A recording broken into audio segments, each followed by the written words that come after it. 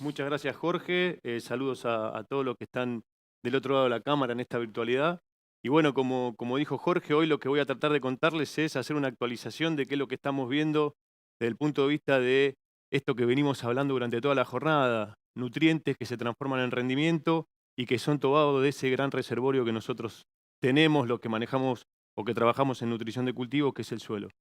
Entonces, lo primero que les quería contar es empezar a reforzar esta idea de que nuestro gran reservorio de producción son los nutrientes que están en el suelo, que esos nutrientes son limitantes y que el puente para poder conciliar la producción de granos, que es producción de nutrientes, y esta disponibilidad limitante es el manejo de la fertilización, ¿sí?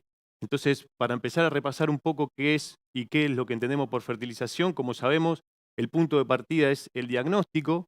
El diagnóstico es la recolección de datos, es decir, ir al campo y tomar datos, no solamente con el barreno a tomar las muestras de suelo, sino, como dijo Martín recién en muchos de sus comentarios, tenemos que entender qué es lo que está pasando alrededor de todo ese ambiente para no solamente saber la disponibilidad de nutrientes que tenemos, sino también qué es lo que me va a demandar el cultivo, cuál va a ser la fecha de siembra y los arreglos espaciales que hacemos. Eso forma parte del segundo paso, que es la interpretación, para poder después empezar a diseñar lo que son las recomendaciones y, por último, la estrategia de aplicación o de manejo de los fertilizantes para tener una nutrición efectiva.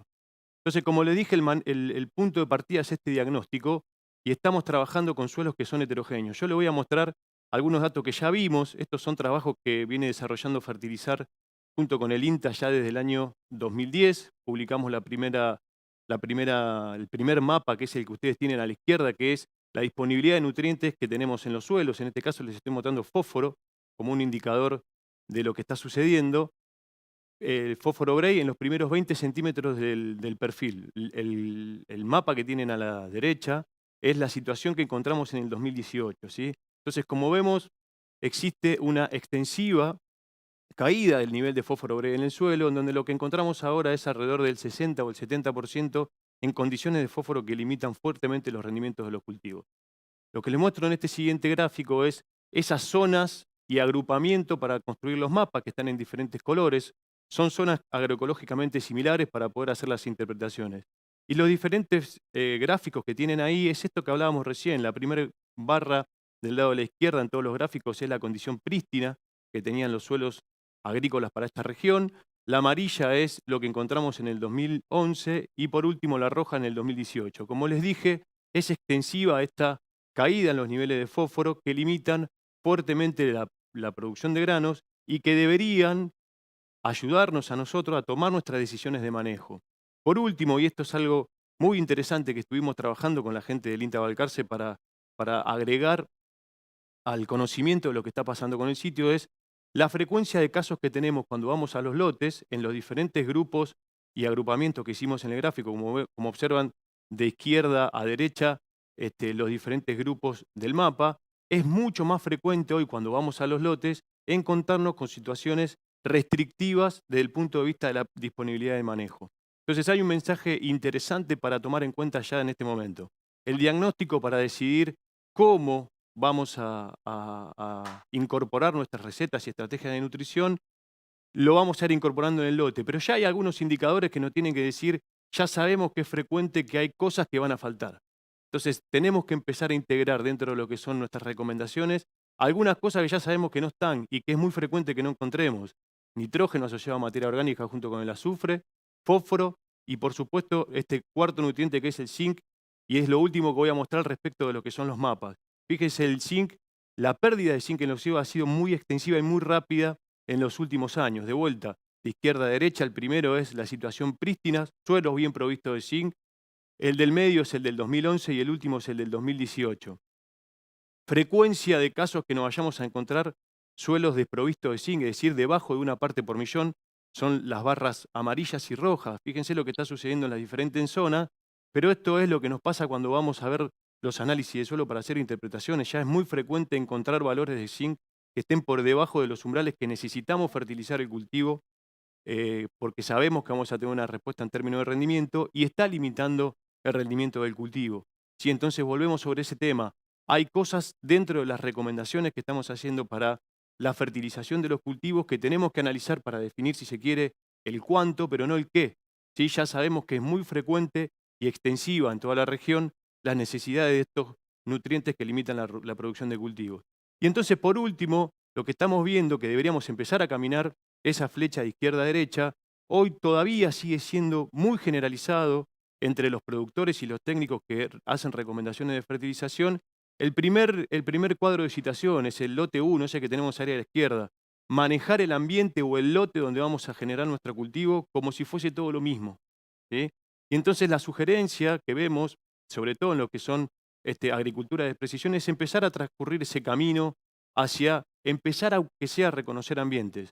En este caso yo lo que les presento es ambientes de agricultura de precisión, pero sí deberemos entender que, como vimos en los mapas, las cosas son heterogéneas y tienen mucha variabilidad a lo largo del tiempo. ¿Sí? Entonces, identificar esos diferentes ambientes, al menos para entender cómo son las recomendaciones, nos van a ayudar a tomar las mejores decisiones para que este puente, que es la fertilización, de conciliar nutrientes disponibles y requerimientos y expectativas de rendimiento, sea lo más exitosa posible. ¿Cuál es la recomendación de mínima? Es entender que si hay un lugar restrictivo del lote, lo tenemos que identificar. Después podemos seguir manejando el lote como si fuese un todo, pero teniendo en cuenta que hay un ambiente restrictivo y en base a eso tomar nuestras decisiones. Bien, una vez que tenemos resuelto el tema de el diagnóstico de disponibilidad de nutrientes y expectativa de rendimiento, la base para la interpretación y el diseño del manejo de la fertilización y por ende de una nutrición eficiente está basado en lo que es el manejo de las buenas prácticas de la fertilización.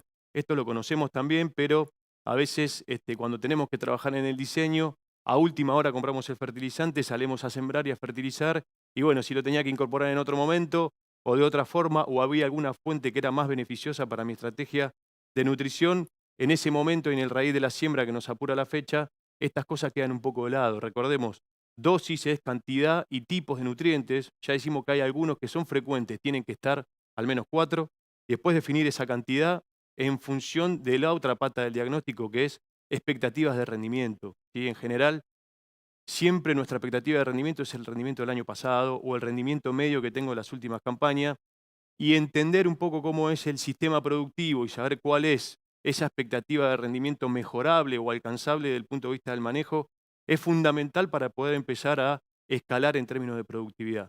Momento es la clave para hacer eficiente el uso de los nutrientes, todos, pero especialmente algunos como son los nitrogenados, el lugar en donde vamos a poner el fertilizante desde el punto de vista de la eficiencia de todo el manejo del cultivo. Y por último, como dije recién, hay una paleta de fuentes que nos permiten incorporar todos los nutrientes que querramos en el cultivo, de forma a aplicarlo a la semilla, a aplicarlo en el suelo, a aplicarlo a boleo antes o aplicarlo de vía foliar. Así que desde el punto de vista de las fuentes es importante tomar decisiones con tiempo para definir nuestra mejor estrategia de hacer un uso eficiente de los nutrientes.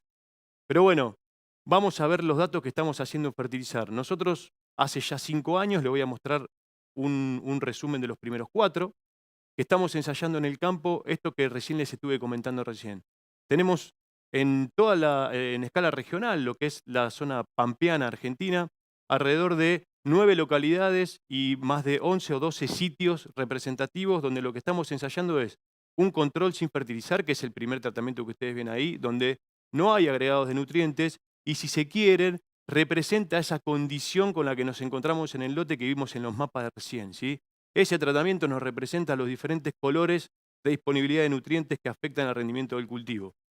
Después tenemos una fertilización media actual, que nosotros le decimos actual, o lo que hace frecuentemente el productor en cada una de esas zonas, en donde, como sabemos, el productor en general está pensando en nutrición de 2 cultivos solamente, de 2 nutrientes solamente, que es el nitrógeno y el fósforo. Por eso hay frecuencia de cosas que tienen que empezar a manejar y aparecer en las recomendaciones de manejo, como vimos recién en los mapas. Después tenemos una fertilización recomendada promedio, que es decir, a ese rendimiento medio que tiene el productor, lo acomodamos y lo ajustamos a el análisis de suelo. Y por último, una fertilización, nutrición o balanceada para altos rendimientos. Son rendimientos alcanzables en los campos de los productores. Estos no son rendimientos potenciales, ¿sí? Entonces, lo que les muestro primero es qué es lo que nos pasó con el trigo. Acuérdense, les estoy mostrando el resumen de los primeros 4 años. Todos los gráficos que les voy a mostrar son iguales. Es rendimiento relativo, es comparar cómo le fue a cada uno de los planteos que propusimos relativamente al máximo rendimiento. Entonces lo que nosotros podemos hacer con este tipo de figuras es entender fácilmente cuánto aporta cada uno de los manejos al rendimiento máximo. Entonces fíjese lo que le muestro para el trigo. La situación de hago lo que está en el lote sin ningún tipo de diagnóstico es la primera barra, que es el control, alcanzó el 66% del rendimiento máximo, y lo que está haciendo el productor actualmente, que es esa barra azul, le otorga un 27% de rendimiento sobre cultivar sin agregar nutrición, lo cual es algo muy valorable por un productor, lo vamos a ver ahora. En gramíneas en general el productor tiene el ajuste de la nutrición mucho más ajustada a esa recomendación media, pero si se fijan, todavía tenemos una brecha alcanzable en lotes productivos. Esto, de vuelta, repito, no son rendimientos potenciales, de alrededor del 20%. Lo que ven en la tabla al lado es cuánto representan esas diferencias entre las barras en términos de kilos. Entonces podemos decir que alrededor de una tonelada, 950 kilos, es esa pérdida de rendimiento por desajustes en los diagnósticos y en las recomendaciones de fertilizar de los productores. Para el caso de la cebada es muy parecido, con una captura mucho más interesante desde el punto de vista de lo que hace el productor versus no fertilizar, pero todavía con una brecha de alrededor del 22%, que son alrededor de 1.370 kilos de cebada por hectárea, ¿sí?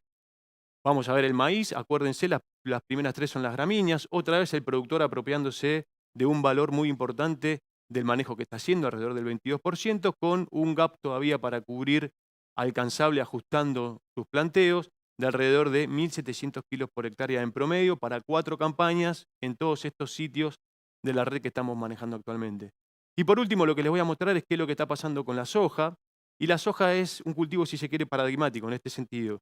Está esto que ya se empezó a revertir de que la soja no responde a la fertilización, entonces aportamos muy pocos nutrientes con el manejo actual que hace el productor, es la barra azul. Fíjense, a diferencia de lo que pasaba con las gramíneas, es muy poco lo que se apropia el productor en términos de rendimiento con el manejo actual que hace con la soja. Ese arrancador de fósforo que en general está limitado por el presupuesto anual que tiene el productor para gastar en fertilización en soja, y no se pregunta si la soja puede responder o no. Fíjense cuando nos movemos hacia la derecha, yendo a esa potencialidad, acá lo que estamos agregando es ajustar fósforo, el azufre como un nutriente fundamental para sostener el rendimiento de la soja, y por último, micronutrientes, azufre, y ya para alcanzar alto rendimiento, en soja del 15%. Estamos hablando hoy de alrededor de 630 kilos de soja por hectárea por hacer este tipo de ajustes, ¿no? Entonces, por último, ¿cómo queda el sistema general? Y agrupando ahora sí todos los cultivos en todas las campañas para ver qué es lo que nos están otorgando los diferentes manejos. Fíjense que la brecha de rendimiento para mejorar, ¿sí?, que tenemos en términos de nutrición de cultivos para toda la región en estos 4 años es de alrededor del 26% en promedio, ¿sí? Y que el uso de fertilizantes actual, es decir, comparar la barra azul con la naranja, es de alrededor del 16%. Un dato interesante que vimos en todas las figuras son esas 2 barritas que tienen arriba de cada una de las de colores, de color negra, que eso es el error estándar de los promedios que estamos calculando. Fíjense que a medida que aumentamos la nutrición de cultivo, es decir, que el cultivo está menos limitado, los rendimientos empiezan a ganar estabilidad, ¿sí? Siempre que el cultivo estuvo bien nutrido, fue el que más rindió comparado con los demás. Obviamente, por supuesto, de la otra mano tenemos esto de la condición del suelo cuando llegamos al lote, que al tener tantas restricciones, la variabilidad en los rendimientos se hace muy, muy grande, dificultando esto que decíamos recién de entendamos cuáles son los rendimientos medios y los máximos alcanzables para poder ajustar los manejos. Pero bueno, como sabemos, y dijo recién Martín y nos contaba recién Jorge, esto de los nutrientes que salen del suelo y terminan produciendo alimentos de calidad, lo que estamos haciendo en la red también es comparar qué es lo que está pasando en esa situación de lote contra el manejo de alta producción. Y lo que les muestro acá, lo que ven en la tabla de arriba, son los diferentes cultivos, y lo que ven en las filas es la concentración de nutrientes y a lo último la concentración de proteína de cada uno de los granos, ¿sí? Como se observa en líneas generales, hay un aumento abajo, en la tabla de abajo ven la variación para cada uno de esos indicadores entre el control y el de alta producción. Entonces lo que vemos es que en general toda la concentración de nutrientes en los granos aumenta desde lo que estamos haciendo en el control sin fertilización y cuando estamos ajustando la fertilización. Hay algunos casos y algunas excepciones en lo que son los cereales de invierno, pero si se fijan hay un dato muy interesante que es La proteína en esos cultivos donde se mide la proteína también aumenta entre los controles y los de alta fertilización. Y un dato interesante que nos deja esto, y lo que mostraba recién Martín desde el punto de vista de la dilución de la concentración de nutrientes, fíjense que lo que parecería, por lo menos en este rango de producción que estamos manejando, los nutrientes no están diluyéndose entre los que no están fertilizados con menos rendimiento y las situaciones de manejo de mayor rendimiento, ¿sí? Eso es un dato muy alentador para esto de producir alimentos con concentración y calidad. Bien, no todo es calidad de producción, también estamos mirando lo que es calidad de ambiente. Entonces, en ese sentido, lo que empezamos a hacer hace ya 2 campañas, empezar a medir qué es lo que está pasando con el nitrógeno entre esos controles que no tienen aportes de nitrógeno y estas recomendaciones de altas dosis que estamos haciendo bajo las buenas prácticas, dosis divididas y fuentes que eviten esa pérdida de nitrógeno. Lo que medimos es nitratos en profundidad. Como ven, lo que estamos viendo es en profundidad no hay una diferencia importante entre la concentración de nitrógeno. Lo que sí vemos es en esos horizontes superficiales, que es una buena noticia, estamos conservando la nutrición nitrogenada del suelo, ¿sí? Entre esos 2 escenarios de manejo. Por último, desde el punto de vista de lo que es la calidad del ambiente y algo que nos interesa, sabemos que cuando empezamos a manejar el cultivo de forma más intensa y acomodamos los balances de fósforo, cuando hacemos nuestras recomendaciones, no todo el fósforo que ponemos lo cosechamos en los granos, pero queda para enriquecer ese sistema en fósforo. Si se acuerdan, el mapa que les mostré, esa caída de fósforo producto de la agricultura, una de las formas de revertirla, obviamente atado a el manejo cultural y económico del cultivo, es empezar a explorar estos nuevos escenarios o extraordinarios comparado con lo que está haciendo el productor actual. Fíjense las diferencias entre las 2 barras. Las barras rojas son los análisis de suelos que hicimos en la última campaña, en la cuarta, y las azules es el momento inicial cuando empezamos el manejo de los cultivos. Lo que ven ahí es el nivel de fósforo Bray en los primeros 20 centímetros, y obviamente en las condiciones donde más aporte de fósforo tenemos, el balance positivo lo notamos en los análisis de suelo. Como dato interesante, lo que nosotros estamos encontrando hasta ahora es que alrededor de 1.1 a 3.7 partes por millón de fósforo Bray por año estamos aumentando la disponibilidad de fósforo en el suelo. Bien, entonces algunas consideraciones importantes para terminar. Como vimos, la fertilidad actual de los suelos que está haciendo y el manejo frecuente limita los rendimientos, ¿sí? Y la concentración de nutrientes en los granos. En promedio, como vimos, el modelo que está usando el productor limita el rendimiento para todo lo que es ese gran sistema en alrededor del 16%, y las prácticas de manejo de nutrientes, como vimos, que se traducen en fertilización, tiene que contemplar, por supuesto, el diagnóstico, pero algo que es muy importante esto del diagnóstico, como vimos, empezar a entender cuáles son esos rendimientos desafiantes que hacen que nos pongamos a levantar la productividad de nuestros sistemas y nuestros granos. Bueno, esto era todo lo que teníamos para contarle hoy, así que muchas gracias.